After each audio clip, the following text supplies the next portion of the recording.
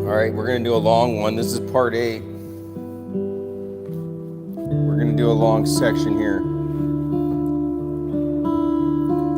Part 8 of the Recursive Radicalism of Nick Fuentes. Part 8, the business theurgy of empire.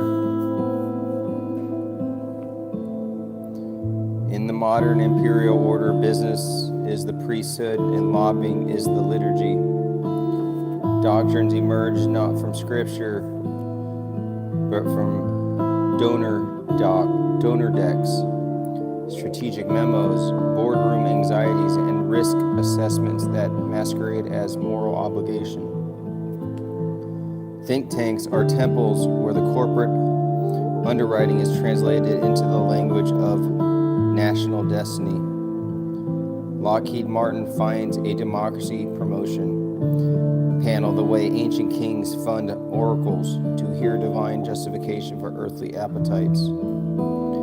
Every empire invents a moral cosmology to sanctify its industrial base. In Rome, it was virtue. In Britain, civilization. In America, freedom. Each merely a luminous mask placed over naval routes, mining concessions, and bond markets. Policy intellectuals often believe they are shaping destiny, but in truth, they are midwives for procurrent cycles.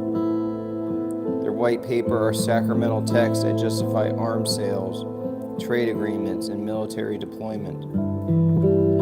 No ideology survives contact with a profit motive more powerful than itself. When theology and revenue conflict, theology obediently rewrites itself as effortlessly as a website updates its style sheet. The secret of a neoconservative was not ethnicity but efficiency. They built a disciplined, cross-institutional infrastructure capable of linking donors, media, academia, and government into a single narrative-producing machine. Bush, Cheney, and Rumsfeld did not belong to that machine. They commanded it, proving again that power flows not upward from identity, but downward from office, capital, and the bureaucratic momentum of the state. What appears ideological is often merely logistical. What appears principled is often merely profitable. What appears like foreign policy is often domestic patronage disguised as geopolitical necessity. Every policy has a constituency, but the winning policies are those that create permanent constituencies. Defense contractors, intelligence bureaucracies, cultural organizations, media empires, and advocacy institutions that will outlive the politician who empowered them. Thus, the empire becomes a perpetual motion machine. It funds the institutions that justify its behavior. And those institutions manufacture the narratives that guarantee continual funding until the cycle becomes indistinguishable from fate.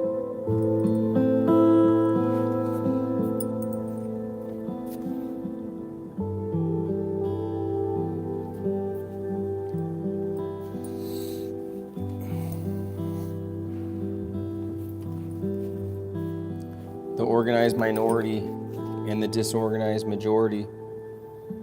The greatest asymmetry in politics is not between races or religion, but between the organized and the unorganized. A cohesive minority can can steer a disordered majority the way a helmsman steers a ship crewed by dreamers. Every minority that endures becomes organized. Every majority that grows complacent becomes passive. And the empire rewards those who build networks over those who merely inherit numbers. Community centers, philanthropic networks, universities, media alliances, and donor infrastructures are not cultural accessories, but architectures of survival, and those who build them become politically immortal.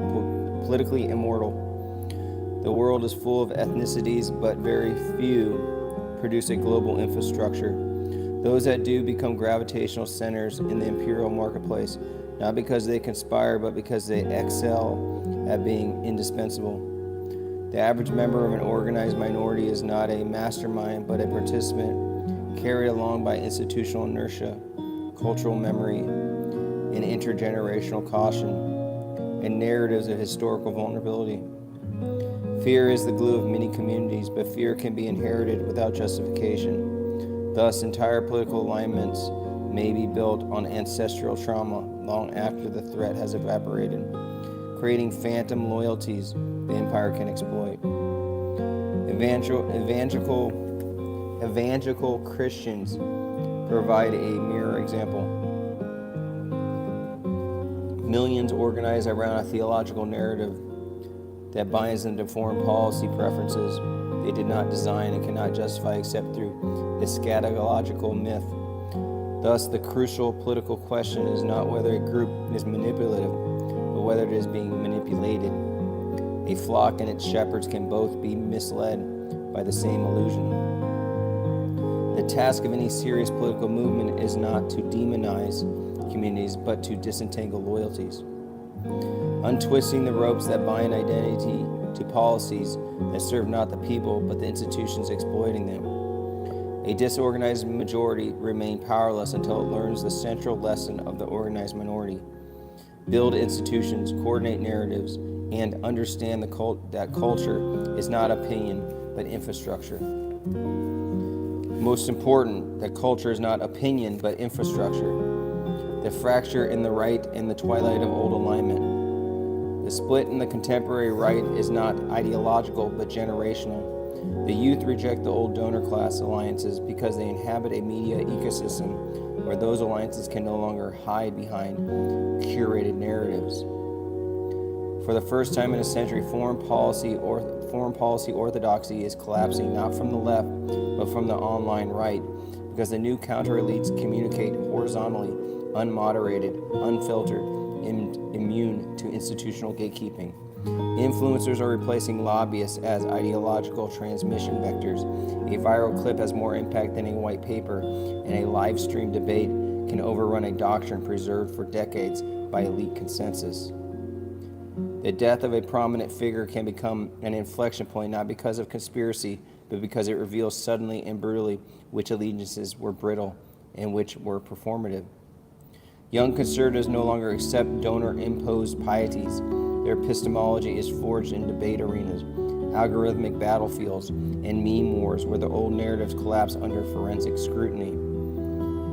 The Israel debate fractured the right not because of ethnicity, but because of epistemology. The central dogma could no longer be maintained in any environment where alternative facts were not forbidden, but inescapable. When an ideology requires censorship to survive, its expiration date has already passed. When it requires subsidies to be believed, it becomes indistinguishable from propaganda. The big tent right is impossible in an era where every tent pole is live streamed, contradicted, clipped, and mimetically dissected within minutes. Thus, the new right is post-institutional, suspicious of think tanks, impatient with donor constraints, and animated by a desire for authenticity that cannot coexist with legacy foreign entanglements. The question that now haunts the movement is not which policies will we adopt, but which institutions will survive the transition to a transparent, decentralized media world where nothing can be hidden and everything can be judged in real time. The organized minority, the power networks, and the business theurgy of empires.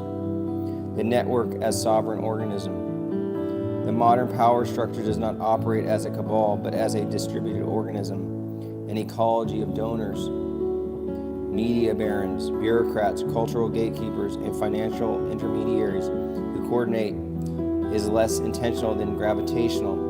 Individuals matter only insofar as they can serve as conduits for the network's appetite. When they falter, the organism grows new limbs. Ideologies follow incentives the way vines follow sunlight. An adaptive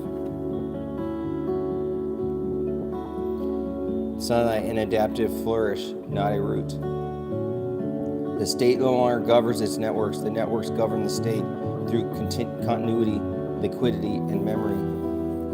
The ecosystem of power requires a steady flow of crisis, for crisis generates legitimacy, which in turn generates contracts. A president may enter office with convictions, but the network enters with conditions, and conditions always outlast convictions. The true ruler is not the office holder, but the unseen coalition of professionalized permanents, those who have no election cycles but infinite tenure. Every institution, university, nonprofit, think tank, intelligence agency is a metabolic organ absorbing resources and secreting narratives. Ethnicity matters far less than function. Cohesion matters far more than numbers, and incentives eclipse identity as the primary engine of influence. Organized minorities ascend because disorganized majorities are inert by design. Entropy is the majority's curse, discipline the minority's gift. A network becomes sovereign when its narratives become indistinguishable from common sense. No power structure fears dissent. What it fears is coordination among dissenters. Hyper-organization, not heritage, explains disproportionate influence. Those who coordinate win. Those who emote lose. The network does not care who sits in the throne. It cares that the throne keeps signing off on its invoices. What are we at here? I don't even see the time.